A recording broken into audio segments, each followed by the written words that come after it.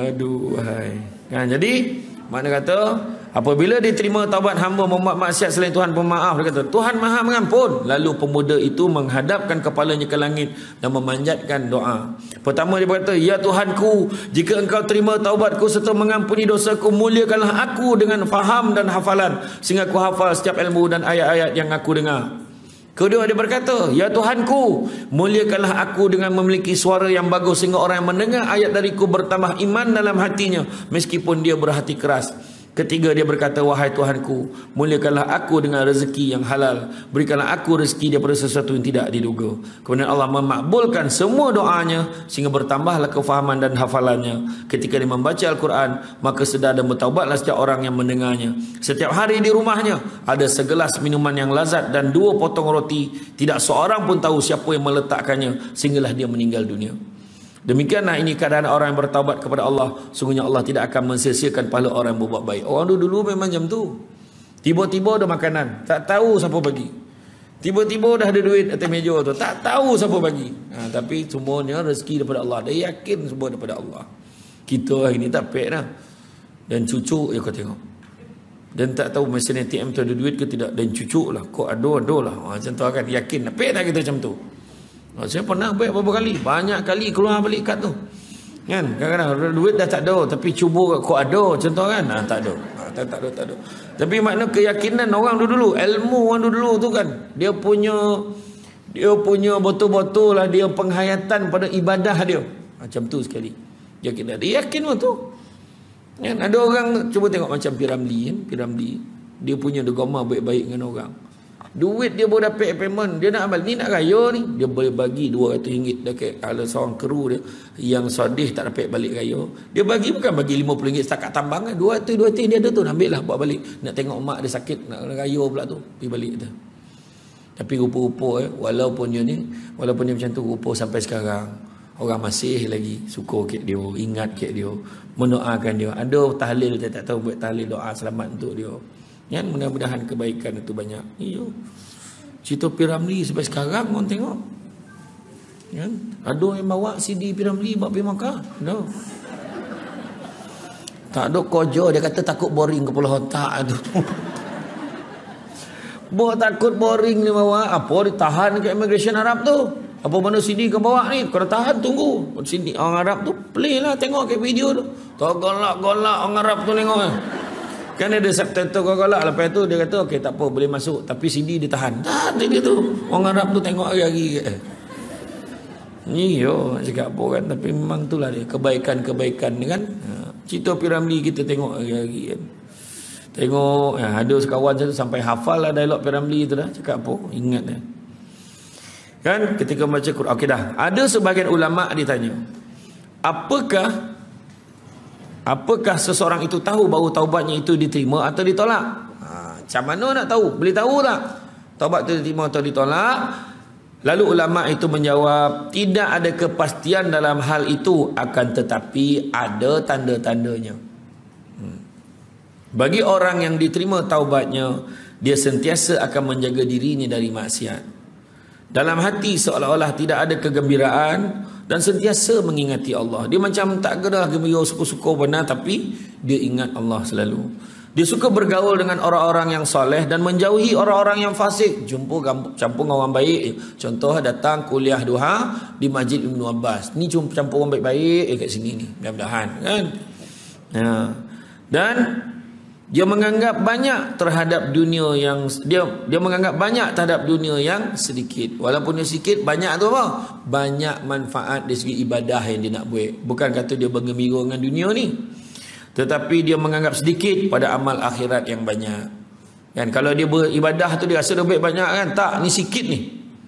Dia mengaji sikit ni. Tu sebab sahabat-sahabat sampai 70,000 kali istighfar sehari. Kita 1,000 tu kira banyak dah tu. 70,000. Kan? Tetapi dia mengaji kita dalam amal akhirat banyak, hanya sentiasa terpaut dengan sesuatu yang telah diwajibkan Allah atas dirinya. Dia menjaga mulutnya, selalu berfikir, bersedih dan menyesal atas dosa yang dilakukan.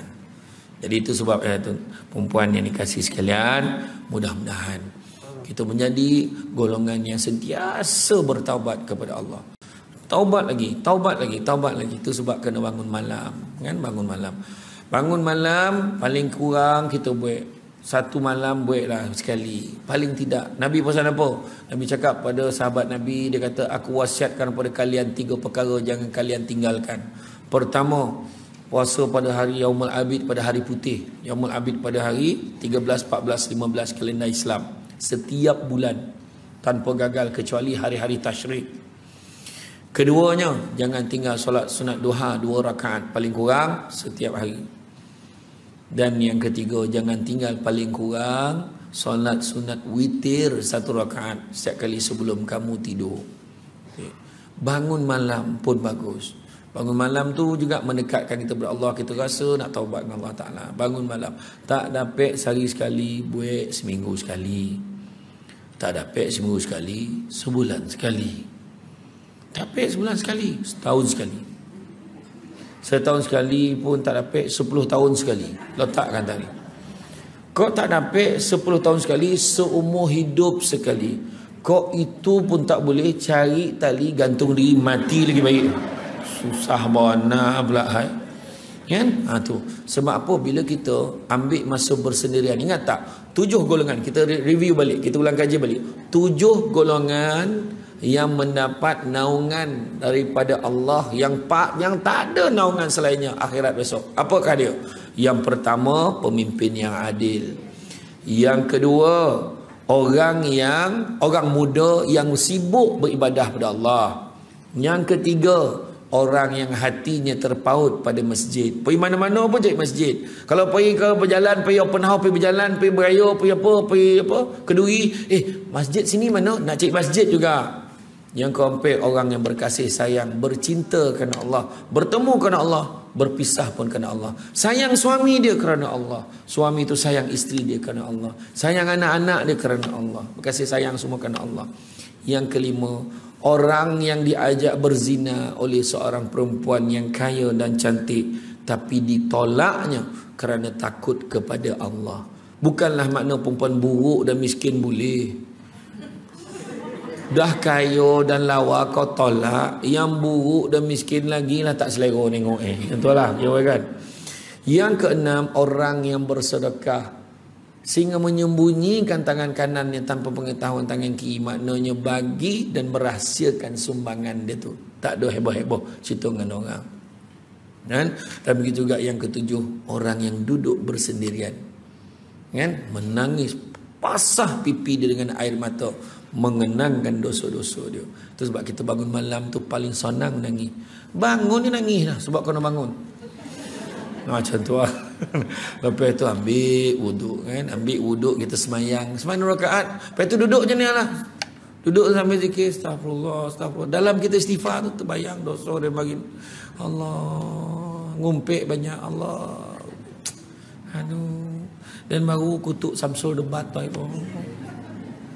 Dia khabar Samsul debat ada something dengan Aida Jebat. Tu semua tu macam-macam lah cakap. Contoh lah, dia tak cakap pun ni contoh. Nangis, ya Allah banyak dosa aku, ya Allah banyak dosa, kan? Menangis itu juga dapat. Saya beritahu insurannya, siapa yang mengalir air mata ni, kan? Mengalir air mata, itulah air yang Jibril bagi kepada Muhammad. Wahai Muhammad, kau ambillah air dalam gelas ni. Air apa yang kau bagi ke aku ni? Kau siramkan. Dia siram ke api neraka. Tak jadi dia nak menyambar kita. Nabi tanya, air apa kau bagi ke aku tu? Itulah air mata umatmu yang menangis kerana Allah. Soalan bocor. Balik kamu raung ni. Raung ni. Pokoknya kau lagi tanya. Banyak dosa. Kan macam tu dah. Menangis, mengalir air mata. Tu sebab paksakan diri menangis di dunia ni. Sebab Sayyidina Abu Bakar kata akhirat besok seramai-ramainya manusia menangis sampai keluar air mata darah kerana menyesal, sehingga kan kalau lotak perahu, berlayar perahu tu, dek banyak air mata tu. Tapi masa tu dah terlambat. Nak nangis sekarang. Jangan tunggu. Kang janganlah sampai tak minum lah. Jomlah kita minum lah. Tapi dia nak balik menangis lah. Jangan tu tak ada lah macam tu. Kan tak ada macam tu tapi tak baik pun. Jadi rasa cukup setakat tu. Saya ucapkan terima kasih banyak. Mudah-mudahan Allah menerima taubat kita. Jangan kita berputus asa dengan rahmat Allah. Sungguhnya rahmat Allah itu maha luas. Allah nak bagi ke kita sebanyak-banyaknya. Jadi perempuan yang dikasih sekalian, begitu juga ayahanda-ayahanda yang datang juga ada kat luar tu mendengar.